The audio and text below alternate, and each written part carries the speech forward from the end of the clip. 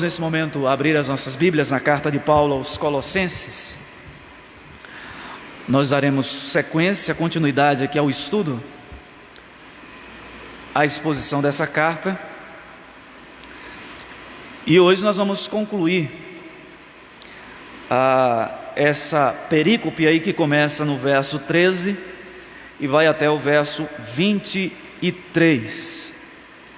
Carta de Paulo aos Colossenses, capítulo 1. Hoje nós faremos a leitura do verso 18 até o verso 23, onde Paulo fala da supremacia de Cristo sobre a igreja.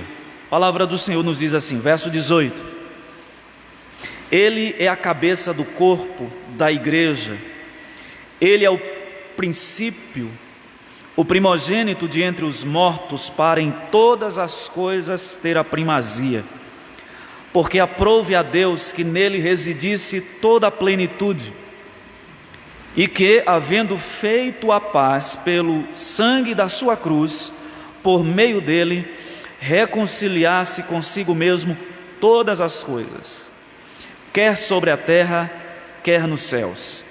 E a vós outros também, que outrora éreis estranhos, inimigos no entendimento pelas vossas obras malignas, agora, porém, vos reconciliou no corpo da sua carne, mediante a sua morte, para apresentar-vos perante ele santos, inculpáveis e irrepreensíveis, se é que permaneceis na fé, alicerçados e firmes, não vos deixando afastar da esperança do Evangelho que ouviste e que foi pregado a toda criatura debaixo do céu, e do qual eu, Paulo, me tornei ministro.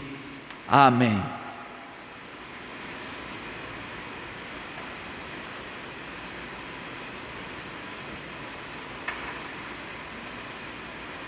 Continue com a sua Bíblia aberta. Nessa parte da carta, meus irmãos, Paulo conclui, como eu falei no início, essa parte onde ele exalta a pessoa e a obra de Cristo. E nós vimos que primeiramente Paulo defende a supremacia de Cristo na obra da redenção. Nós vimos isso nos versos 13 e 14, quando ele fala que Ele nos libertou do império das trevas, se referindo a Deus, ao Pai, que é o grande planejador da salvação, e nos transportou para o reino do Filho do seu amor. E aqui nós fizemos uma analogia com o que acontecia nos antigos impérios, ou no mundo antigo, quando um povo era subjugado. Esse povo subjugado era transportado, boa parte da população era transportada para a terra do povo conquistador. Nós vimos isso, por exemplo, no Antigo Testamento, o exemplo de Babilônia, da Assíria. Boa parte da população de Israel foi transportada para a Assíria e também para a Babilônia. Era uma prática comum, porque com isso o povo dominador conseguia aniquilar a cultura, a língua e a religião daquele povo dominado. Então isso facilitava o domínio de uma determinada região. Paulo pega essa figura do que acontecia no mundo antigo e transfere agora para o que aconteceu conosco. Nós estávamos debaixo da autoridade de Satanás e dos nossos próprios desejos, e agora Deus nos libertou e nos transportou para outro reino, através de seu Filho, o reino de seu Filho. Ele tem a primazia na redenção, como diz o verso 14. A segunda parte do texto, versos 15 a 17, Paulo vai mostrar que Cristo tem a supremacia sobre a criação. E aqui Paulo estava combatendo o pensamento, uma heresia que era recorrente na época, que entendia que esse mundo é mau, toda a matéria é má, e portanto Deus não pode ter criado esse mundo, uma vez que a matéria é má. E quem foi que criou esse mundo? Foi uma emanação de Deus. Na linguagem e na filosofia platônica seria um demiurgo, que era um espírito elevado de Deus, que criou esse universo, mas Deus não se envolve com ele.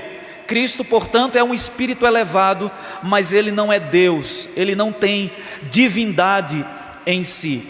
Paulo combate esse tipo de pensamento dizendo que Cristo, de fato, ele criou todas as coisas, tudo foi criado por meio dele, sem ele, nada do que foi feito se fez. E aí Paulo diz que ele tem toda a plenitude, nele reside toda a plenitude da divindade. No nosso texto de hoje, Paulo vai falar sobre a supremacia de Cristo na igreja. Nos versos 15 a 17, que foi a nossa exposição anterior, ele fala da supremacia de Cristo na criação, na velha criação, no universo. Nos versos de hoje, 18 a 23, Paulo vai falar da supremacia de Cristo sobre a nova criação, que é a igreja.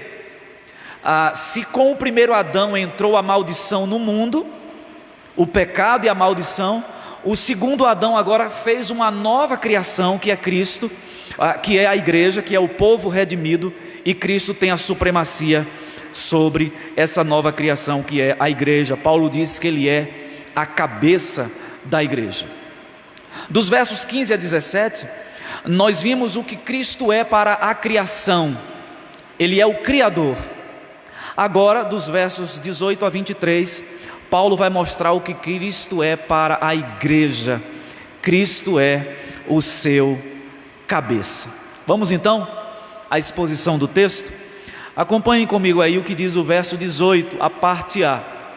Paulo diz assim: ele é a cabeça do corpo da igreja. Essa expressão que Paulo usa aqui, igreja, ela é uma expressão que é tomada o seu significado do Antigo Testamento. A palavra que aparece aqui é eclésia, que é uma assembleia, é um povo que é convocado para se reunir com um propósito específico. E essa expressão aqui não é nova, ela toma o seu significado do Antigo Testamento, de uma palavra hebraica chamada kahal. Todas as vezes que nós encontramos no Pentateuco Deus chamando o povo para se reunir, para ouvir a lei, era essa expressão que era usada, kahal. Quando os tradutores do Antigo Testamento traduziram o Antigo Testamento para o grego, pegaram essa palavra kahal e traduziram por eclésia ou eclesia, e é esta expressão que os autores no Novo Testamento usam. Então algumas pessoas, a discussão de algumas pessoas é: quando surgiu a igreja? A igreja é uma invenção nova? A igreja foi inventada no Novo Testamento? Não. O conceito de igreja, de Deus reunindo um povo que lhe pertence para ouvir a sua lei, ouvir as suas instruções, isso é antigo. Não foram, portanto, os apóstolos que criaram a igreja para que eles pudessem controlar aquela comunidade. A igreja, o conceito de Deus separando um povo para ser seu, propriedade sua, esse conceito vem do Antigo Testamento. Então, quando Paulo diz aqui que Cristo é a cabeça do corpo da igreja, ele tem em mente isso, esse povo separado por Deus, que foi reunido e que tem Cristo como cabeça. Agora é importante a gente pensar aqui no que é que Paulo está chamando de cabeça. Qual é o conceito? Qual é a ideia de cabeça? Quando a gente pensa na própria organização do corpo humano, nós percebemos que a cabeça tem uma função primordial. É a cabeça quem dá direção, é a cabeça quem dá vida, é a cabeça quem governa. Por muito tempo se achou que era o coração, né? A nossa cultura, muito ligada ao sentimento, achou que quem governava era o coração, mas na verdade é a nossa cabeça quem governa, quem domina, quem elabora, quem pensa, quem discerne, quem nos impulsiona a tomar decisões. Então, quando Paulo chama Cristo de o cabeça da igreja, ele usa essa palavra em dois sentidos. Cristo é o cabeça da igreja no sentido daquele que dá direção e vida, e eu gostaria de ler com os irmãos o texto de Colossenses, ainda aí no capítulo 2, verso 19, e Efésios capítulo 4, versículos 15 e 16, olha o que diz Colossenses capítulo 2, verso 19. O verso 18 diz: ninguém se faça árbitro contra vós outros, pretextando humildade e culto dos anjos, baseando-se em visões, enfatuado, sem motivo algum na sua mente carnal, e não retendo a cabeça, da qual todo o corpo. Que cabeça que Paulo está falando aqui? Cristo. É tanto que a palavra cabeça aqui aparece com letra maiúscula. O que Paulo está dizendo é que alguns de vocês estão rejeitando a direção do cabeça, que é Cristo, para viver da forma que ele mencionou aqui. Aí ele diz: e não retendo a cabeça, da qual todo o corpo, igreja, suprido e bem vinculado por suas juntas e ligamentos, cresce o crescimento que procede de Deus. Observe que Paulo coloca aqui a cabeça como sendo importante para suprir a igreja. A igreja, meus irmãos, não existe sem um cabeça, sem um pontífice, que é Cristo. Não existem vicários de Cristo, como a Igreja Católica desenvolveu essa teologia de que o Papa é o vicário de Cristo, é o substituto de Cristo. Cristo é o cabeça da igreja, insubstituível, e Paulo diz aqui que ele supre esta igreja como seu cabeça. Portanto, a ideia de cabeça tem a ver com organismo, vida, direção. O texto que eu mencionei, o outro, na carta aos Efésios, capítulo 4, versículos 15 e 16, Paulo diz assim: mas, segundo a verdade, em amor, cresçamos em tudo naquele que é a cabeça, Cristo. Agora observe: de quem todo o corpo, bem ajustado e consolidado pelo auxílio de toda a junta, segundo a justa cooperação de cada parte, efetua o seu próprio aumento para a edificação de si mesmo em amor. Cristo, como cabeça, ele consolida a igreja. Numa organização onde existem duas centrais que dão ordens conflitantes, não vai à frente. Recentemente, a empresa Boeing, a americana, foi condenada a pagar uma multa milionária, porque se descobriu que na central de processamento de informações dessa aeronave, desse modelo, havia uma falha na qual ela interpretava os dados de maneira equivocada.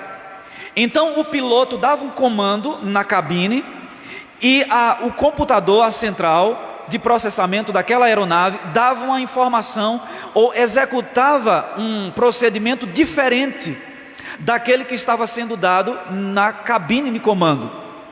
E aí se descobriu que alguns acidentes que aconteceram envolvendo essa aeronave e aquele modelo tinha a ver com isso. Esse conflito, a CPU, o computador dava uma informação e o piloto que estava ali governando dava outra informação. Num dos acidentes, por exemplo,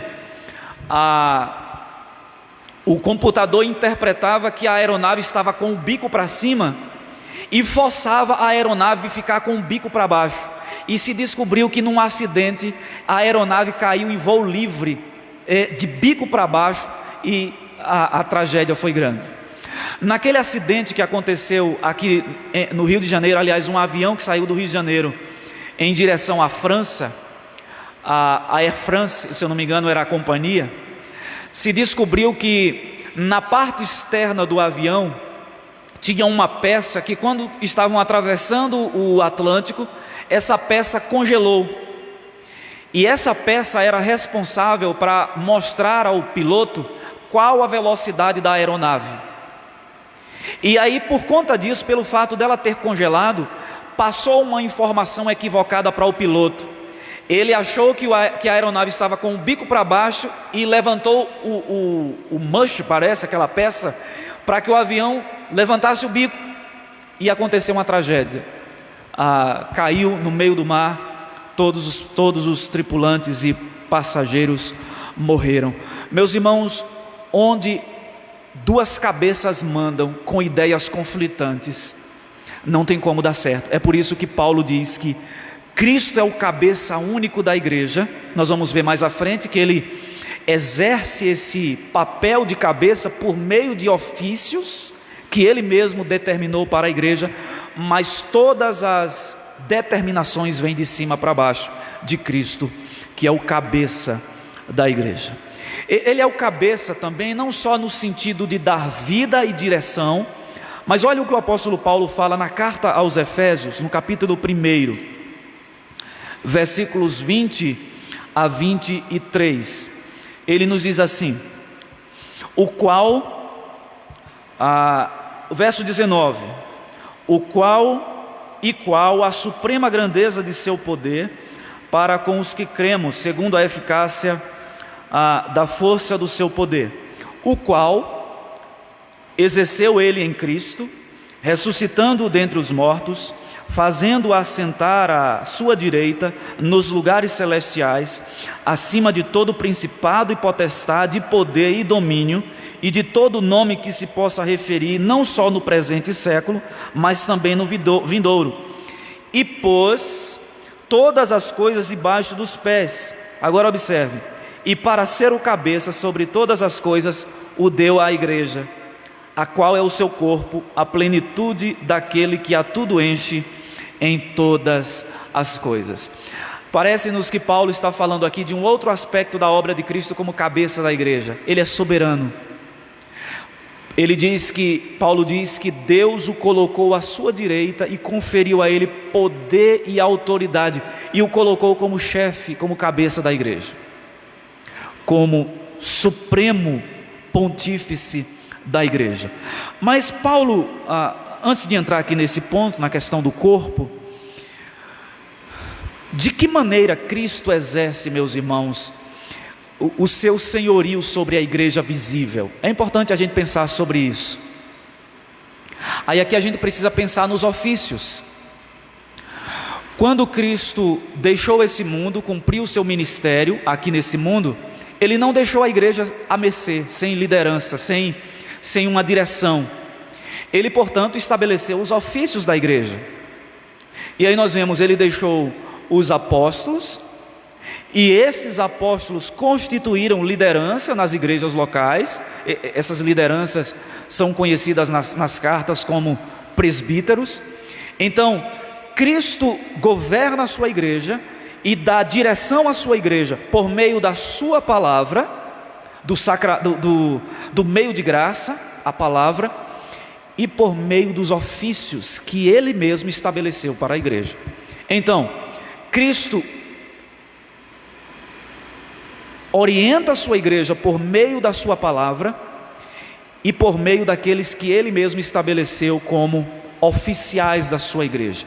Esses oficiais, portanto, eles não agem à revelia, ao seu bel prazer. Eles agem debaixo da autoridade da palavra e debaixo da autoridade de Cristo, que é o nosso supremo pontífice, o nosso cabeça, aquele que constrói pontes entre o homem e Deus. Mas Paulo chama aí também, voltando ainda ao verso 18, para a gente concluir essa primeira parte, Paulo diz que ele é o cabeça do corpo. E quando Paulo fala aqui da igreja como corpo, a gente pensa num organismo vivo, que tem funções diferentes, que é dinâmico. É por isso que a igreja é dinâmica. Ela é dinâmica porque ela tem uma variedade de dons que foram distribuídos pelo Espírito Santo para que ela cumpra a sua função de corpo de Cristo. Então Paulo diz que ele é o cabeça do corpo.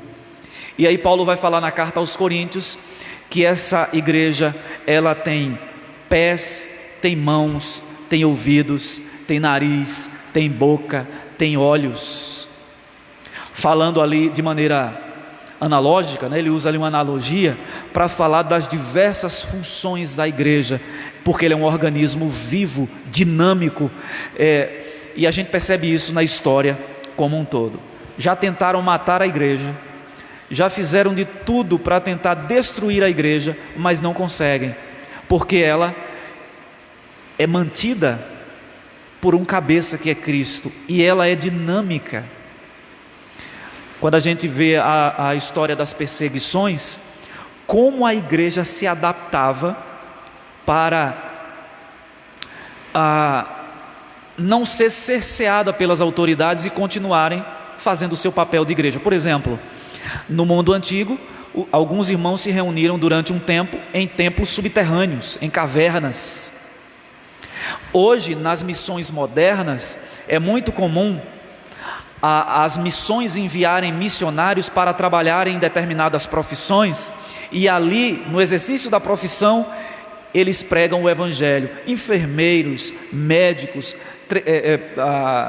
professores, treinadores. A gente viu recentemente alguns pastores sendo enviados como treinadores de futebol para pregarem o evangelho. É o organismo vivo, é o corpo de Cristo. Então esse é o primeiro ponto, meus irmãos. Cristo é o cabeça da igreja. Mas ainda no verso 18, Paulo vai falar que Cristo é o princípio, e ele diz mais: e o primogênito de entre os mortos. Quando Paulo diz que Cristo é o princípio, ele quer dizer que a vitalidade da igreja está em Cristo. Fora de Cristo a igreja não vive.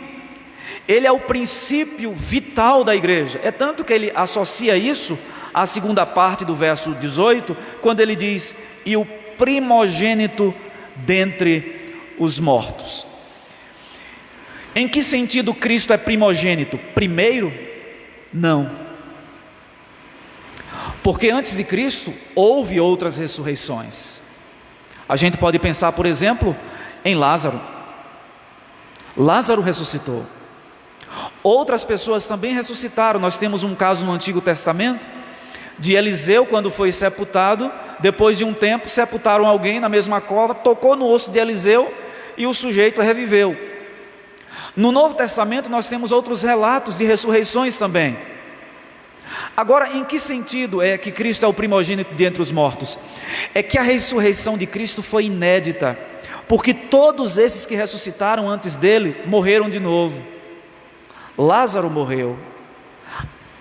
O caso do Antigo Testamento que eu mencionei, de alguém que tocou lá no osso do profeta, que reviveu, morreu de novo. No período, depois da ressurreição de Jesus, outros ressuscitaram também. Mas Cristo é o primogênito no sentido daquele que foi o único que ressuscitou e não passou pela morte de novo. Ou seja, ele é primogênito no sentido daquele que tem a primazia, a prioridade. É no mesmo sentido que Paulo cita quando ele é o primogênito da criação. Vimos ali que ele é o primogênito não no sentido de ter sido criado primeiro, mas de ter a primazia sobre toda a criação. Ainda no verso 18, Paulo diz assim: para em todas as coisas ter a primazia, em todas as coisas ter a primazia.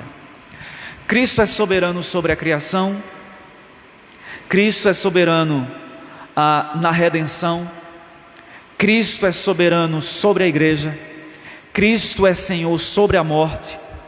É nesse sentido que Paulo está dizendo que não há nada que escape dessa realidade, e Cristo tem a primazia sobre tudo isso. Ele é Senhor da criação, Ele é Senhor da redenção, Ele é Senhor sobre a igreja, Ele é Senhor sobre a morte, Ele é Senhor, como nós vamos ver mais à frente, sobre principados e potestades. Portanto, nada escapa do senhorio de Cristo. Aí Paulo continua no verso 19, a parte A, e ele diz assim: porque aprouve a Deus que nele residisse toda a plenitude. Qual era o problema que a igreja de Colossos estava enfrentando? A heresia de Colossos, que mais tarde, com algumas adaptações o conceito foi aprimorado, ficou conhecido no segundo século como a heresia gnóstica, que era uma mistura de elementos da filosofia, do judaísmo, das religiões de mistério do Oriente, e aí então se formou a heresia gnóstica, que entre outras coisas dizia o seguinte: a matéria é má, tudo que se reduz à matéria é mal, não presta, o que presta mesmo é o espírito. Qual é a implicação disso para a doutrina da humanidade de Cristo? É por isso que já nos primeiros séculos, nós falamos a semana passada, que um sujeito chamado Ário, ele era presbítero da igreja de Alexandria, ele desenvolveu uma doutrina, uma heresia, que entre outras coisas negava a plena humanidade de Cristo, baseando-se nesse conceito de que a matéria é má e se Cristo é Deus, ele não pode ser homem, porque sendo homem não pode assumir uma matéria má, podre, que é o corpo.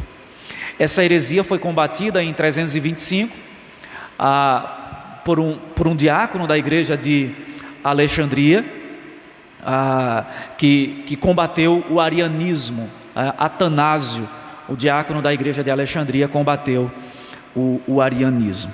Então Paulo diz aqui que nele, combatendo esse pensamento, ele diz que nele reside toda a plenitude. Os gnósticos entendiam que Deus é o pleroma, ou seja, somente ele é pleno. O que Paulo está dizendo é: Cristo é pleno, porque nele reside toda a plenitude.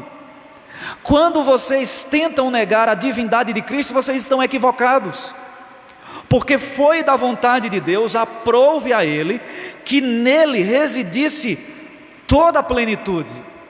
E aí é como se Paulo dissesse: ele venceu a morte, ele é o primogênito dentre os mortos, nele foram criadas todas as coisas, e sem ele nada do que foi feito se fez. Como é que vocês estão questionando a divindade dele, a divindade de Cristo, já que ele é Senhor de tudo o que existe?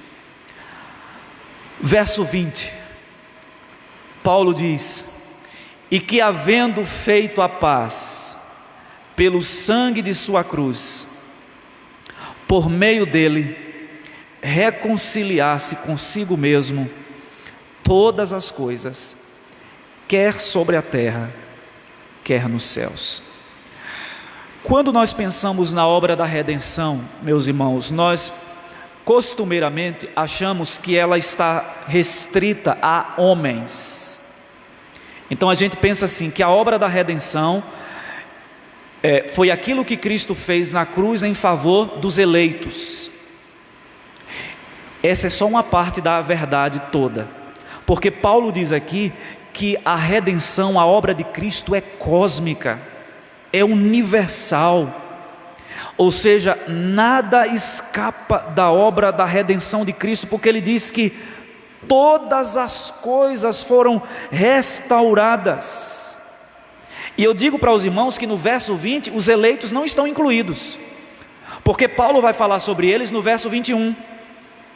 Então quando ele fala aqui, e que havendo feito a paz pelo seu sangue, pelo sangue da sua cruz, por meio dele reconciliar-se consigo mesmo todas as coisas, os eleitos não estão sendo contemplados aqui. O que é então que Paulo está falando? Ao que é que Paulo está se referindo?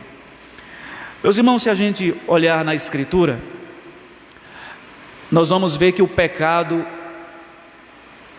degenerou tudo. Aonde o pecado chegou, ele estragou. Aonde o pecado chegou, ele estragou. Recentemente eu assisti acho que foi uma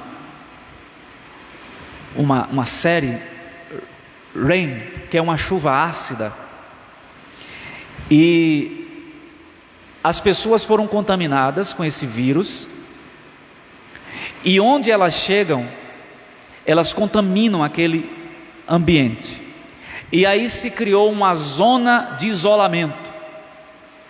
As pessoas que não foram atingidas por aquela chuva ácida e que não foram contaminadas por aquele vírus, elas ficaram atrás daquelas fortalezas, e ninguém que tinha ficado fora podia entrar ali.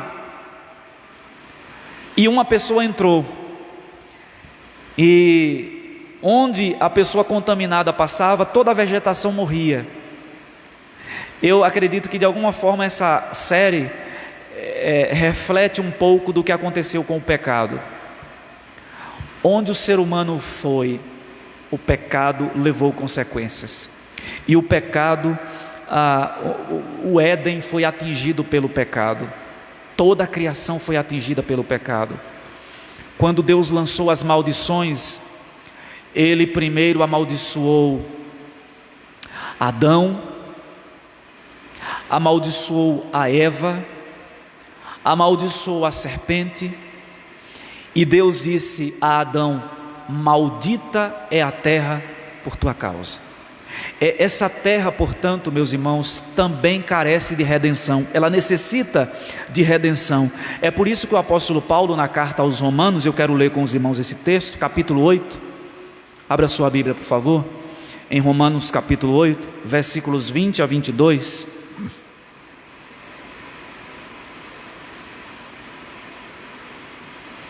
Paulo diz assim: pois a criação está sujeita à vaidade, não voluntariamente, mas por causa daquele que a sujeitou, na esperança de que a própria criação será redimida do cativeiro da corrupção para a liberdade da glória dos filhos de Deus. Porque sabemos que toda a criação a um só tempo geme e suporta angústias até agora. Toda a dimensão cósmica foi atingida pelo pecado, toda ela. O pecado, portanto, não se restringiu à massa humana, à raça humana, mas toda a criação está sujeita a um cativeiro de corrupção. Eu já falei algumas vezes aqui de que maneira a gente pode ver a maldição na natureza. A erva daninha, os espinhos, a terra. Você não precisa plantar a erva daninha, ela brota naturalmente. Já mencionei isso aqui algumas vezes. Você planta uma roça de feijão, se você não limpar a roça, não capinar de vez em quando, aquela erva daninha que você não plantou, ela vai crescer e vai sufocar aquela planta e vai matar. Quando a Bíblia diz que Deus lançou a maldição sobre a terra, isso tem a ver, a terra irá produzir cardos e abrolhos, erva daninha. Portanto, quando Paulo diz aqui que essa criação está sujeita à vaidade, ou seja, ao pecado, aquilo que é nulo, aquilo que não serve para nada, porque Deus a sujeitou assim, mas na esperança de que um dia ela será redimida. É isso que Paulo está dizendo aqui no verso 20 da carta aos Colossenses, quando ele afirma que havendo feito a paz pelo sangue da sua cruz, por meio dele reconciliar-se consigo mesmo todas as coisas. Aí Paulo diz: quer sobre a terra, quer nos céus. Nós já falamos sobre a terra. Agora, o que é que Paulo quer falar sobre os céus aqui? Meus irmãos, a gente sabe que quando Satanás se rebelou contra Deus, ele arrastou consigo uma terça parte dos anjos dos céus.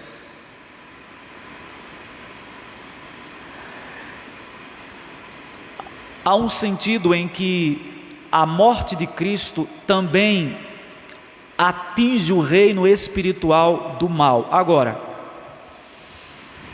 em que sentido Cristo está reconciliando todas essas coisas consigo mesmo? Não existe mais possibilidade de redenção para Satanás e para os anjos caídos, os demônios, porque eles já estão, o príncipe desse mundo, Jesus disse que já está julgado. Eu quero ler com os irmãos uma citação que eu trouxe aqui de um autor chamado Jack Arnold, que ele diz o seguinte, ele faz uma diferenciação interessante. Visto que todas as coisas devem incluir homens não salvos e anjos maus, então reconciliação significa basicamente remover a hostilidade. É isso mesmo. A reconciliação é você remover a hostilidade entre duas pessoas, entre duas partes. Ele continua: Deus não escolheu reconciliar os homens perdidos e os anjos maus da mesma forma que reconcilia consigo os eleitos. Existem basicamente duas maneiras de acabar com a hostilidade. Observe, Deus pode amorosamente, por meio da obra de Cristo, transformar uma pessoa de inimigo em amigo por um ato soberano da sua graça. Ou Deus pode subjugar os seus inimigos por meio da força e da coerção. Em ambos os casos, a hostilidade cessa. Um de boa vontade e o outro de má vontade. Homens não salvos, o diabo e os demônios serão reconciliados com Cristo, não pela graça salvadora, mas pela sujeição soberana. A hostilidade externa contra Deus por parte dos não salvos, mas ainda assim eles serão punidos eternamente. Olha que coisa interessante. O que Paulo está dizendo é que Deus vai reconciliar consigo também os homens maus e os espíritos caídos, mas não da mesma forma que Deus reconcilia os eleitos. Deus reconcilia os eleitos, chamando esses à sua graça, de maneira amorosa, convencendo-os do pecado, da justiça e do juízo. Então eles vêm amorosamente a Deus e se submetem a Cristo. Foi isso que aconteceu conosco. Nós nos rendemos a Cristo de maneira voluntária, depois do Espírito Santo ter aberto o nosso entendimento. Mas Satanás e os homens réprobos, eles serão subjugados, eles serão reconciliados, não de maneira amorosa, mas Cristo vai pisar sobre eles. Eles terão que reconhecer o senhorio de Cristo, não de maneira voluntária, mas de maneira forçosa. A gente pode aplicar isso, sabe, a um exemplo histórico, a guerra dos aliados contra as forças de Hitler. Na batalha que aconteceu na França, no dia V, as tropas de Hitler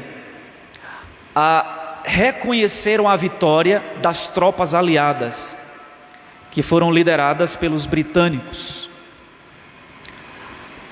Eles se sujeitaram, mas não de maneira amistosa. Tiveram que fazer isso ou seriam mortos. O que Paulo está dizendo é isso aqui: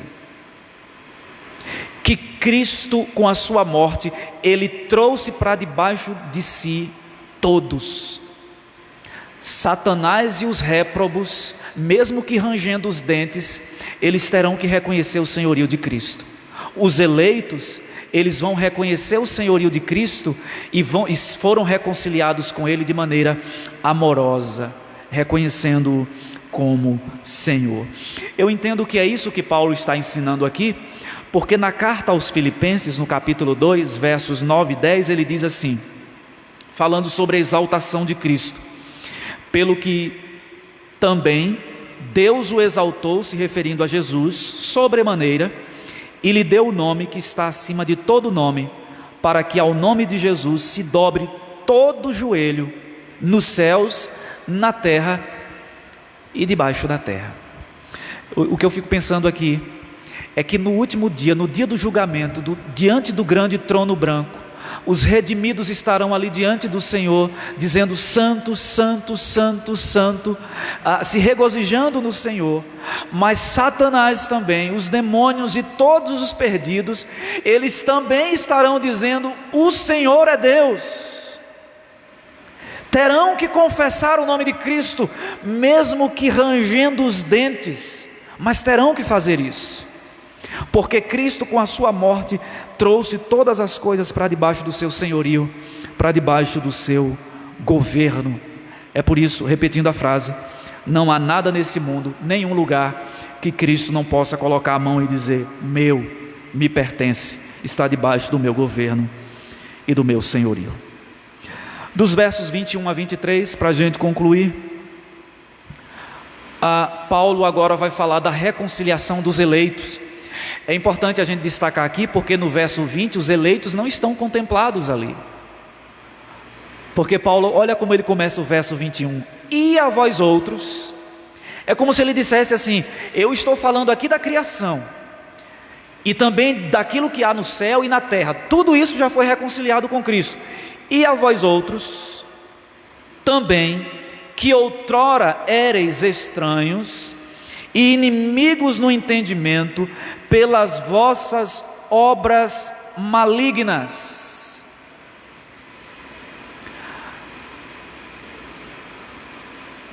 Meus irmãos, pessoas não salvas são inimigas de Deus. Não adianta a gente querer adorar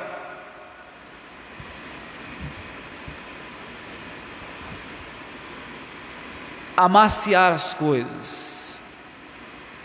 Sem Cristo, todo ser humano é inimigo de Deus.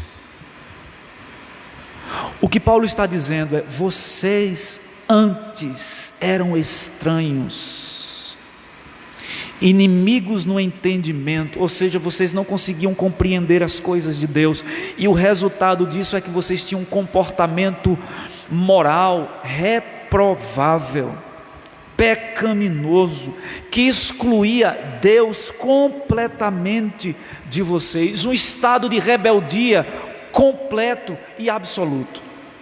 É isso que o homem sem Deus é. Você olha para esse mundo, você olha para a cultura, você olha para todas as manifestações culturais, e você vê ainda traços da imagem de Deus, mas você vê também uma cultura imersa no pecado.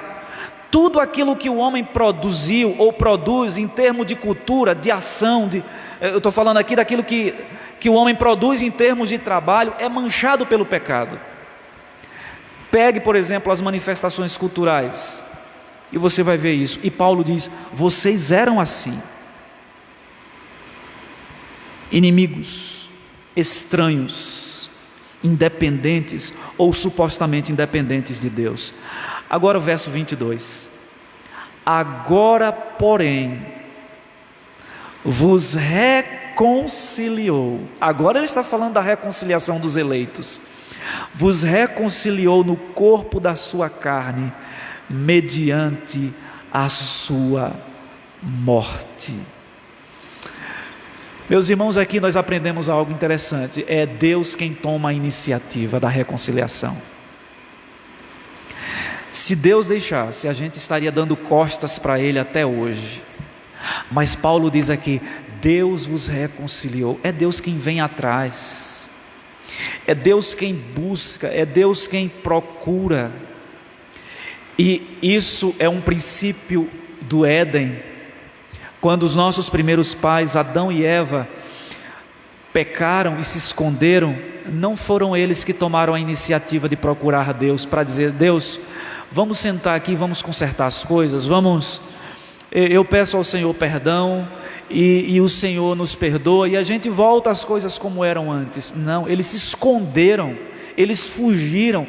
O ser humano hoje perdido, ele não faz outra coisa a não ser fugir de Deus, porque ele está morto, e é Deus quem vem. Olha, Paulo diz: agora porém vos reconciliou. Ou seja, Cristo com a sua morte mudou o nosso status de inimigos para amigos de Deus, quebrando essa inimizade. Eu costumo usar esse exemplo, que os meninos faziam antigamente.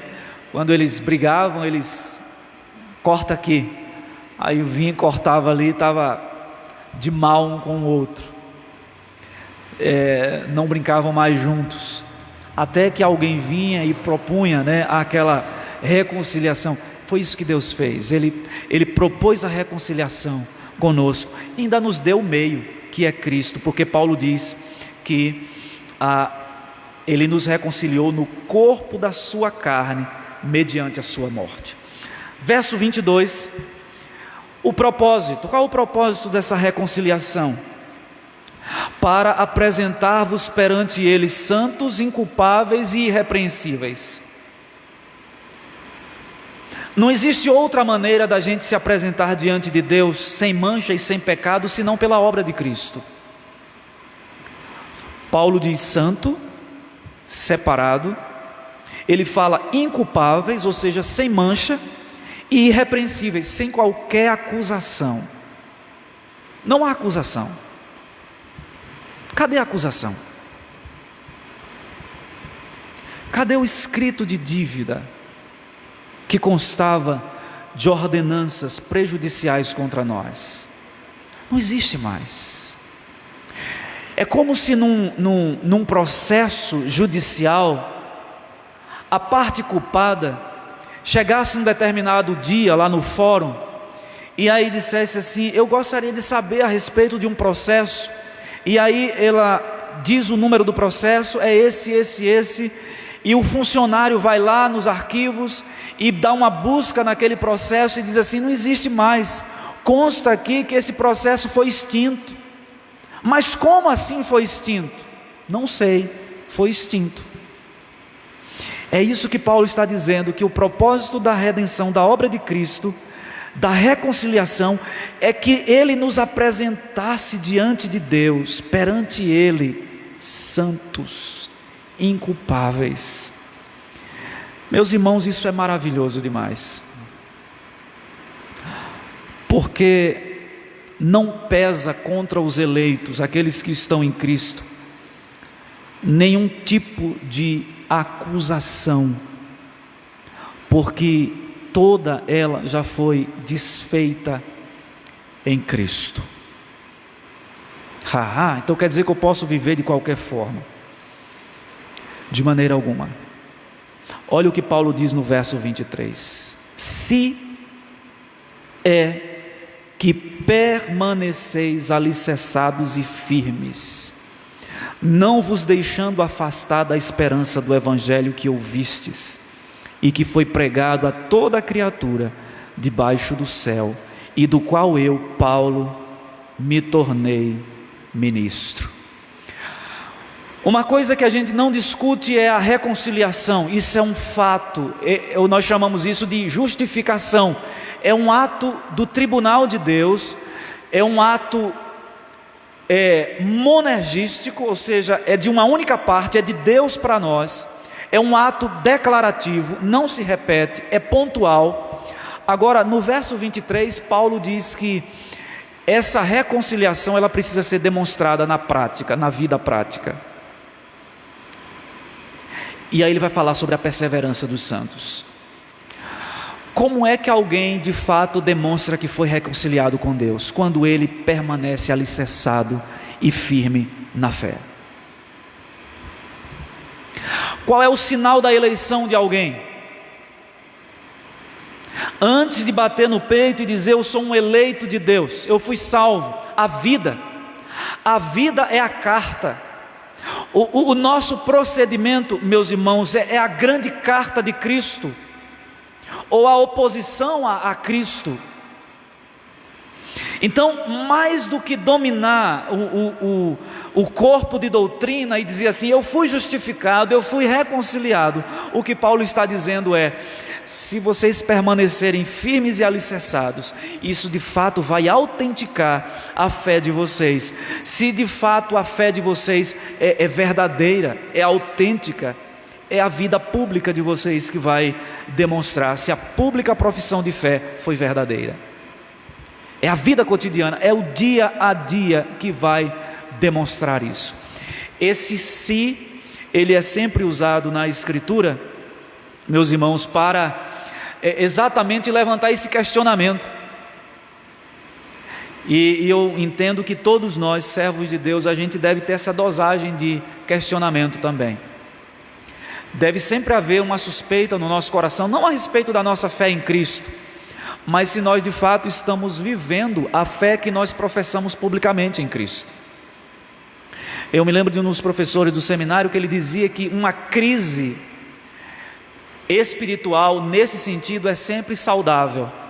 Se você olha na história da igreja, os grandes homens de Deus sempre tiveram.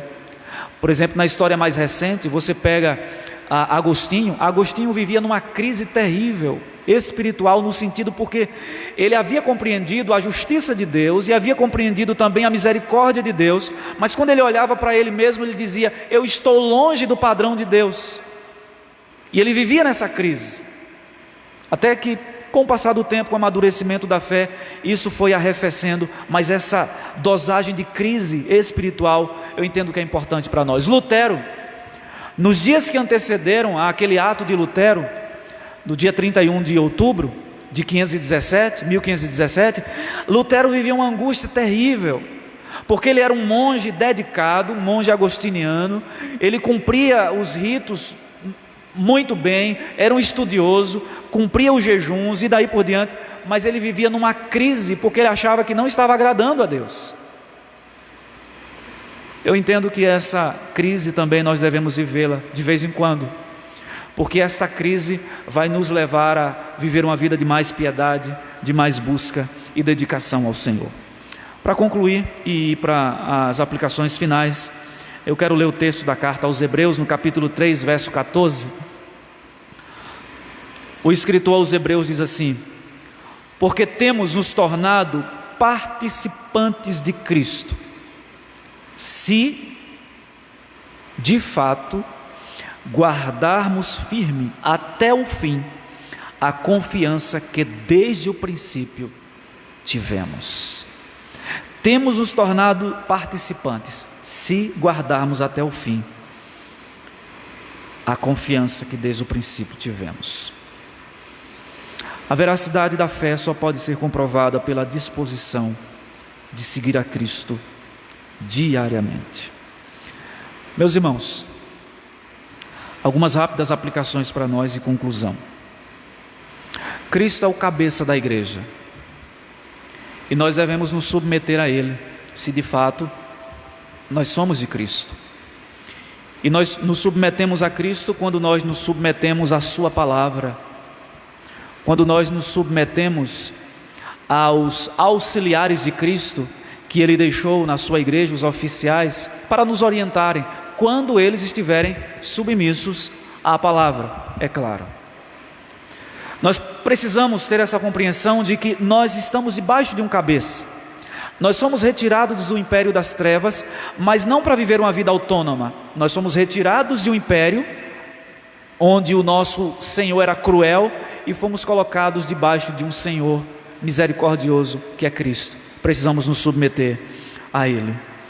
A segunda aplicação, meus irmãos, Cristo, Ele direciona a sua igreja, Ele é soberano sobre a sua igreja, Ele dá vida à sua igreja. Precisamos nos nossos dias reafirmar novamente a soberania de Cristo e a divindade de Cristo. Existem algumas seitas hoje que negam que Cristo é Deus.